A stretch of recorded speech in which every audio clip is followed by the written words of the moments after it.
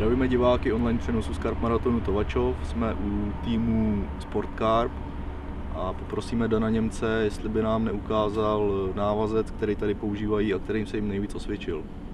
Dane, máš slovo. Tak já vás vítám taky u té relace. Tak vlastně je to kombinovaný návazec, jenom je tam změna v tom, že nesvazujeme spoj mezi fluorokarbonem a šňůrkou uzlem, který se může roztáhnout, pokud používáte tenčí šňůrku. Jo, prostě má to spoustu nevýhod, tak je tu novinka a vlastně ten spoj se slepuje. Takže vezmeme si fluorokarbon, délku jakou potřebujeme, vezmeme si trubičku určitého průměru, jelikož mám fluorokarbon 25 liber, tak si vezmu tuto 0,6 mm, která by měla být vhodná. Vezmeme si jehlu, ustřihneme si kousek té trubičky, třeba centimetr, navlíkneme na jehlu. Takhle si uděláme smyčku na tom fluorokarbonu a pomocí jehly navlíkneme hadičku na fluorokarbon. Teď vezmeme lepidlo. Lepidlo naneseme na fluorokarbon. Potom si odstřihneme přebytečný kousek fluorokarbonu.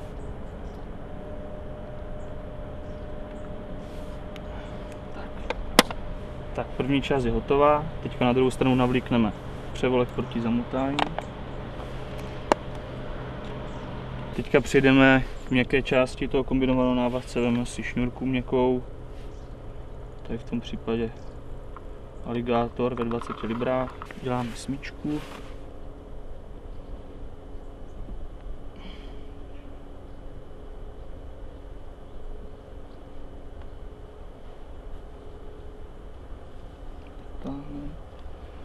Zeptám se tě, když to vážeš, v jakých situacích tenhle návazec používáš?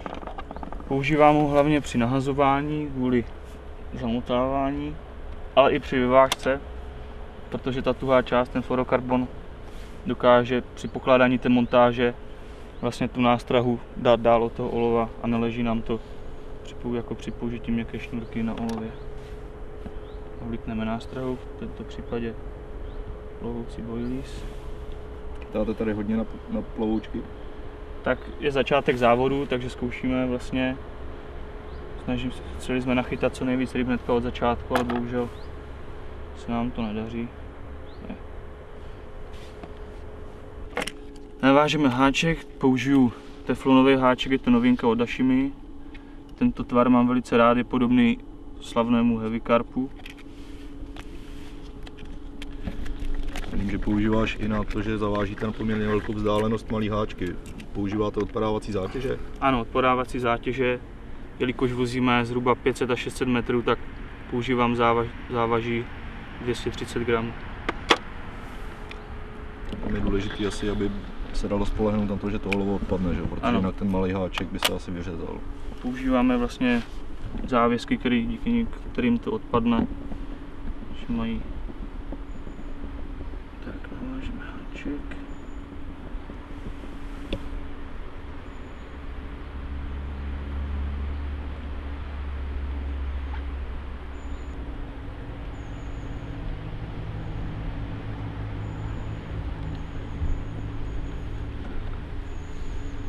A měkkou část vlastně máme hotovou.